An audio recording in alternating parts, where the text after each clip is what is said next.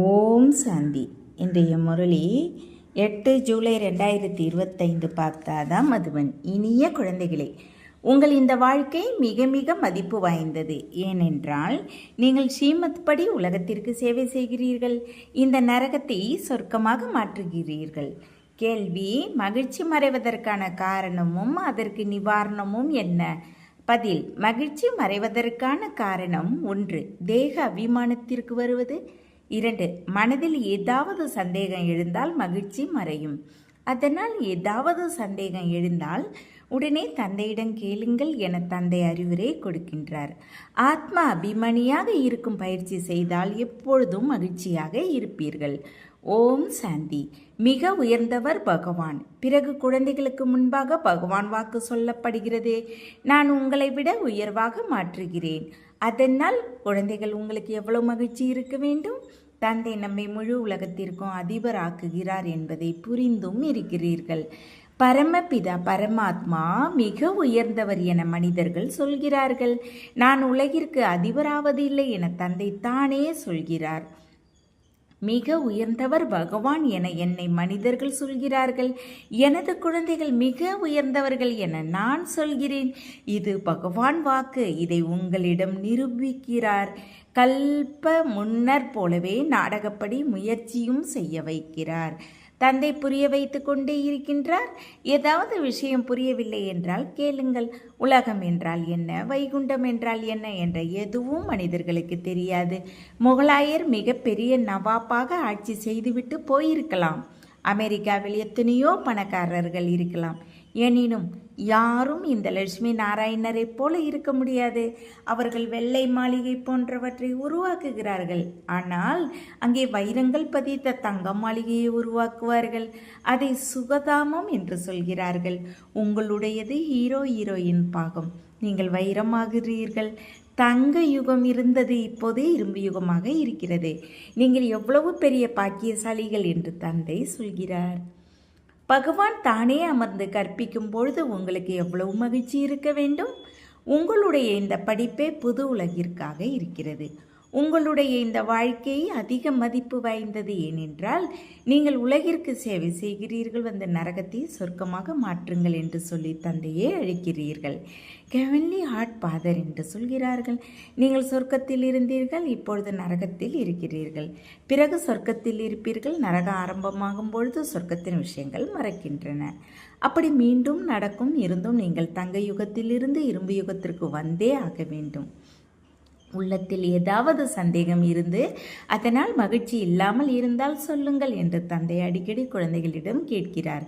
தந்தை அமர்ந்து கற்பிப்பதால் படிக்கவும் வேண்டும். மகிழ்ச்சி இருப்பதில்லை. ஏனென்றால் நீங்கள் தேக அபிமானத்திற்கு வருகிறீர்கள். மகிழ்ச்சி இருக்க வேண்டும் தானே? தந்தை பிரம்மாண்டத்திற்கு மட்டும் அதிபர்.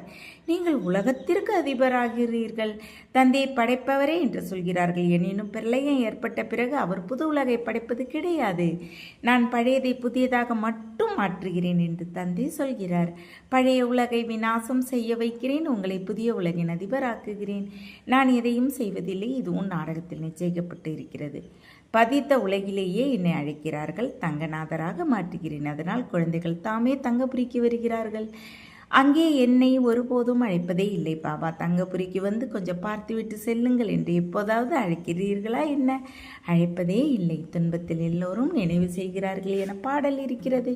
பதித்த உலகில் நினைவு செய்கிறார்கள். சுகத்தில் நினைப்பவர்கள் யாரும் இல்லை, நினைப்பதும் இல்லை, அழைப்பதும் இல்லை. தாப்பர் யுகத்தில் கோவில் கட்டி அதில் எண்ணெய் வைக்கிறார்கள். பூஜை செய்வதற்காக கல்லால் அல்லது வைரத்தால் லிங்கம் செய்து வைக்கிறார்கள். எவ்வளவு அதிசய விஷயம்! காதை நன்றாக திறந்து வைத்து கேட்க வேண்டும். காதையும் தூய்மையாக்க வேண்டும். முதலில் தூய்மை. சிங்கத்தின் பால் தங்க பாத்திரத்தில் மட்டுமே நிற்கும் என்று சொல்கிறார்கள். இங்கும் பவித்திரம் இருந்தால்தான் தாரணையாகும். காமம் மகா சத்ரு என்று தந்தை சொல்கிறார். அதை வெற்றி பெற வேண்டும். இது உங்கள் கடைசி பிறவி. இது அதே மகாபாரத யுத்தம் என்பது உங்களுக்கு தெரியும். ஒவ்வொரு கல்பமும் எப்படி விநாசம் ஏற்படுகிறதோ அப்படி சற்றும் மாறாமல் நாடகப்படி இப்போதும் ஏற்படும். குழந்தைகள், நீங்கள் சொர்க்கத்தில் மீண்டும் உங்கள் மாளிகைகளை கட்ட வேண்டும். கல்பம் முன்னர் போல கட்ட வேண்டும். சொர்க்கத்தை பேரடைஸ் என்று சொல்கிறார்கள். புராணங்களிலிருந்து பேரடைஸ் என்ற பெயர் வந்தது. மான்சரோவரில் ஏஞ்சல்கள், அதாவது பரிகள் இருந்ததாக சொல்கிறார்கள்.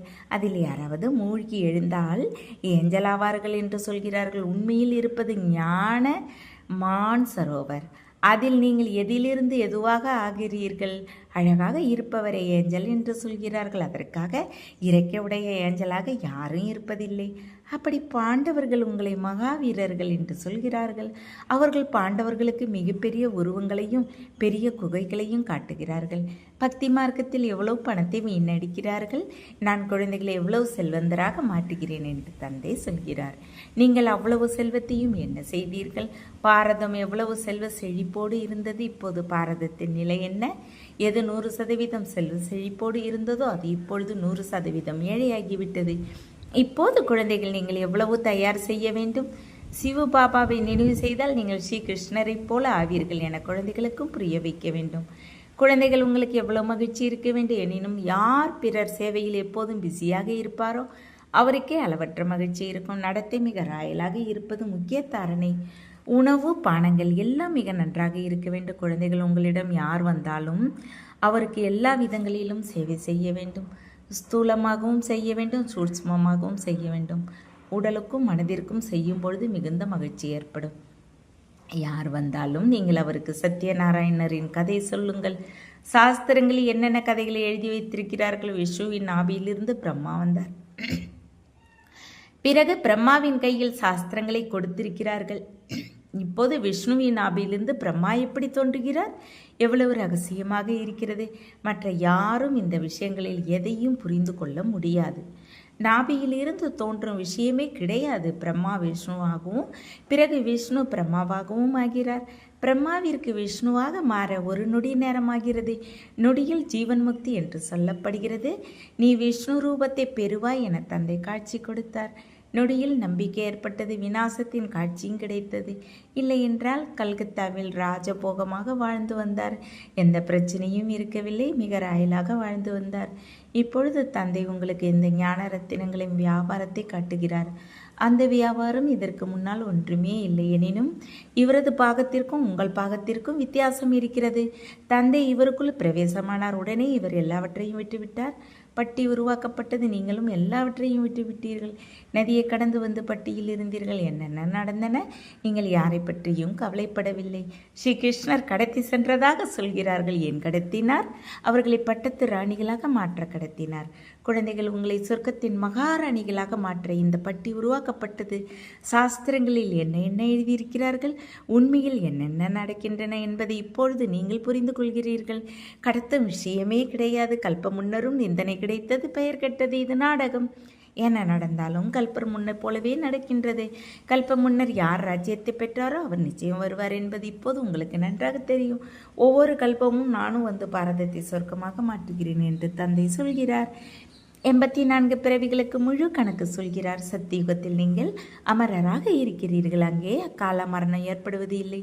சிவபாபா மரணத்தை வெற்றி பெற வைக்கிறார். நான் காலன்களின் காலன் என்று சொல்கிறார். கதைகளும் இருக்கின்றன. நீங்கள் மரணத்தை வெற்றி பெறுகிறீர்கள். நீங்கள் அமரலோகத்திற்கு போகிறீர்கள். அமரலோகத்தில் உயர்ந்த பதவி பெறுவதற்கு ஒன்று பவித்திரமாக வேண்டும். இரண்டாவது தெய்வீக குணங்களை தாரணி செய்ய வேண்டும். தனது கணக்கை தினந்தோறும் பார்க்க வேண்டும். ராவணன் மூலமாக உங்களுக்கு நஷ்டம் ஏற்படுகிறது. என் மூலமாக லாபம் ஏற்படுகிறது. வியாபாரிகள் இந்த விஷயங்களை நன்றாக புரிந்து கொள்வார்கள். இவை ஞான ரத்தினங்கள். அரிதாக சில வியாபாரிகள் இவரோடு வியாபாரம் செய்கிறார்கள். நீங்கள் வியாபாரம் செய்ய வந்திருக்கிறீர்கள். சிலர் நன்றாக வியாபாரம் செய்து 21 பிறவிகளுக்கு சொர்க்கத்தை ஒப்பந்தம் செய்கிறார்கள். 21 பிறவிகள் என்ன? 50-60 பிறவிகள் நீங்கள் மிகவும் சுகமாக இருக்கிறீர்கள். கோடீஸ்வரராகிறீர்கள். தேவர்களின் காலடியில் தாமரையை காட்டுகிறார்கள். அர்த்தத்தை யாரும் புரிந்து கொள்வதில்லை. இப்பொழுது நீங்கள் கோடீஸ்வராகி கொண்டு இருக்கிறீர்கள். அதனால் உங்களுக்கு எவ்வளவு மகிழ்ச்சி இருக்க வேண்டும். நான் எவ்வளவு சாதாரணமாக இருக்கிறேன் என்று தந்தை சொல்கிறார். குழந்தைகள், உங்கள் குழந்தைகளை தந்தை சொல்கிறார், குழந்தைகள் உங்களை சொர்க்கத்திற்கு அழைத்து செல்ல வந்திருக்கின்றேன். ஏ பதித்த பாவனரே, வாருங்கள், வந்து எங்களை தூய்மையாக மாற்றுங்கள் என அழைக்கவும் செய்கிறீர்கள். சுகதாமத்தில் தூய்மையாக இருக்கிறீர்கள். சாந்தி தாமத்தில் எந்த வரலாறு புவியலும் இருக்க முடியாது. அது ஆத்மாக்களின் மரம். சூட்ச்ம வதனத்தில் எந்த விஷயமும் இல்லை. மற்றபடி இந்த சிருஷ்டி சக்கரம் எப்படி சுற்றுகிறது என்பது உங்களுக்கு தெரியும். சத்தியுகத்தில் லட்சுமி நாராயணரின் டைனஸ்டி இருந்தது. அதற்காக ஒரு லட்சுமி நாராயணர் மட்டும் ஆட்சி செய்வதில்லை, வளர்ச்சி ஏற்படும் தானே. பூஜைக்குரிய அவர்களே மிக துவாபர யுகத்தில் பூஜாரி ஆகிறார்கள். மனிதர்கள் பரமாத்மாவை நீங்களே பூஜைக்குரியவர், நீங்களே பூசாரி என்று சொல்கிறார்கள். அப்படி பரமாத்மாவை சர்வவியாபி என்று சொல்கிறார்கள். இந்த விஷயங்களை நீங்கள் புரிந்து கொள்கிறீர்கள். மிக உயர்ந்தவர் பகவான் என நீங்கள் அரைக்கல்பம் பாடி வந்தீர்கள். மிக உயர்ந்தவர்கள் குழந்தைகள் என்பது இப்போது பகவான் வாக்கு. அதனால் அப்படிப்பட்ட தந்தையின் அறிவுரைப்படி நடக்க வேண்டும். குடும்ப பொறுப்புகளையும் கவனிக்க வேண்டும். இங்கே எல்லோரும் தங்க முடியாது. எல்லோரும் இங்கே தங்க வேண்டுமானால் எவ்வளோ பெரிய கட்டிடத்தை கட்ட வேண்டும். தரிசனம் பெறுவதற்காக கீழிருந்து மேலே வரை எவ்வளோ பெரிய வரிசையில் மனிதர்கள் நிற்பார்கள் என்பதை ஒரு நாள் நீங்களும் பார்ப்பீர்கள். யாருக்காவது தரிசனம் கிடைக்கவில்லை என்றால் திட்டவும் செய்வார். மகாத்மாவை தரிசனம் செய்ய வேண்டும் என்று நினைக்கிறார்கள். இப்போது குழந்தைகளுக்காக தந்தை இருக்கிறார். குழந்தைகளுக்கே கற்பிக்கிறார். நீங்கள் யாருக்கு வழிகாட்டுகிறீர்களோ அவர்களே சிலர் நல்லபடியாக நடக்கிறார்கள். சிலரால் தாரணை செய்ய முடியவில்லை. பலர் கேட்டுக்கொண்டே இருக்கிறார்கள். வெளியே சென்றவுடன் எப்படி இருந்தார்களோ அப்படியே இருக்கிறார்கள். அந்த மகிழ்ச்சி இல்லை, படிப்பு இல்லை, யோகம் இல்லை. சாட் வையுங்கள் என தந்தை எவ்வளவு புரிய வைக்கிறார். இல்லை என்றால் அதிகமாக வருத்தப்பட நேரிடும்.